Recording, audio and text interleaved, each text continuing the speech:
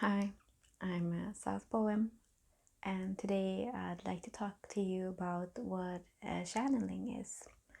I have been channeling for some time now.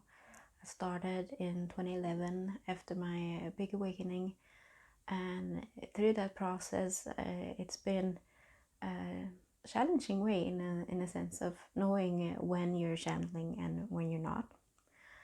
Um, um, when I started channeling, I didn't really know what it was. I think that is the easiest way to put it.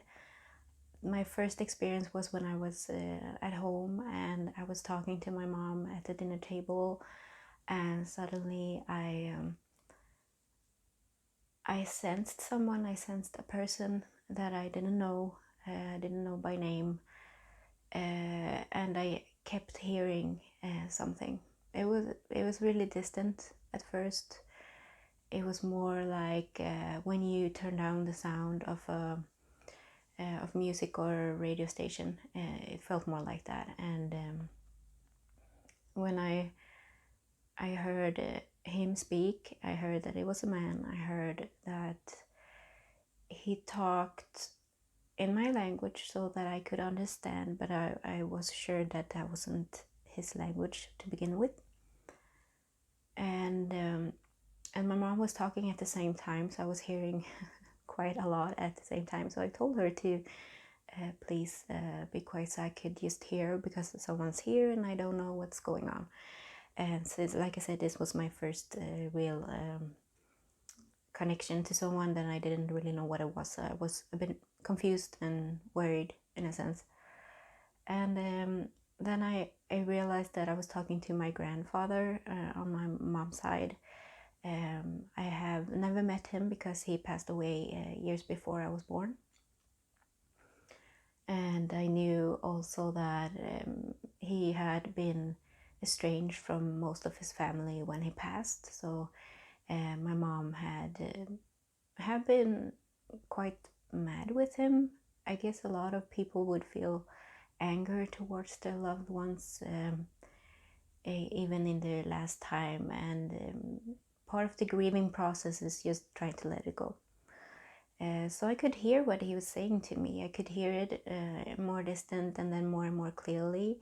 But since it was my first time, I got a really bad headache really quickly. And she was also asking me a lot of questions, and I didn't know how I was doing this and why I was doing it. So I told her that what I thought was the most important information that he gave me. And you could imagine a few tears came, and I felt a lot of tears coming because it was really emotional. Afterwards I felt like I did a really big part of just taking away a lot of chains that had been in our family for some time because of his passing, I believe. And when I realized that I was able to sort of communicate with the other side, then I never thought of that I wanted to become a medium. I know a lot of people have this wonderful gift and they want to share it and study to mediumship to become a medium. And I love that. It's so wonderful that they're able to do that. That, however, is a big fear of mine. So I don't know. I just have a lot of strange ideas that I'm sure are not true about it. That, for an example, that I wouldn't be able to sleep because people would be bothering me. And I really love to sleep. That's why it's a big thing for me. But then I came in contact with a friend of mine online. We meet a lot of people online sometimes that are our greatest teachers, really. And she was telling me that someone was there with her and she tried to communicate with them, but she wasn't able to. And it was a guide of hers, and I didn't really know how to connect, but she told me, oh, I trust you, you're going to do fine. So I just connected somehow. I saw an image, and I went with that image. I like deep dive inside the image, and I went with what was going on. And I told her things that I could see in the image, and she told me to just go with it, go deeper. It's exactly correct, and just keep going. And I was able to eventually try to make this human being or guide or angel to up their volume, so I was able to hear clearly what they were speaking about. And then since I was talking to her over the phone, I was typing at the same time. So I just started to type everything that I could sense and that I could hear, and I just typed, and I could feel when it wasn't me. By that I mean I could feel that it wasn't my type of words, or words that I hadn't used before in the English language, and also sentences that I normally wouldn't say. We all have different ways of talking to each other and talking to friends and talking to ourselves, and that wasn't one of the ways that I would feel was me. I wasn't afraid because I felt more empowered than anything. It felt like the most natural thing ever, like breathing or walking or anything that you do on a daily basis. It felt like that. So I communicated quite quickly, and I was able to give her the answers she needed at the time. And it's hard because you don't know what to trust. You don't know if what it is that you're saying actually is true, because you start to think, and when you start to think, that is when the words start to rumble, and you don't become as clear when you're typing. So it was hard for me, because if you could imagine that you walk your entire life and you think, that is your thing basically, you think about anything and you analyze everything and you meet people and you make up your mind about things, and then this other side of being spiritual and being communicative with communicating with the other side, or angels or guides or ancestors or dragons or fairies or I don't know, I'm missing something. And when you start to communicate with that, you go through a phase where you think, I don't know if this is true. Am I making this up? And I'm sure everyone goes through this at some point. The thing is just, that is when your thoughts are trying to grab you and go, hey, this is not me, this is not cool. But your thoughts are not you, so your thoughts are lying to you to make you feel uncomfortable, doubt your abilities, doubt that you're able to actually communicate with people. And for me, it's always this strong sense of, no, I'm here to help. And that usually kicks in and takes over, that I'm helping. I'm not doing this for me, or any selfish reasons. I'm doing this for the other person, and I'm helping them in the next chapter in life that they need.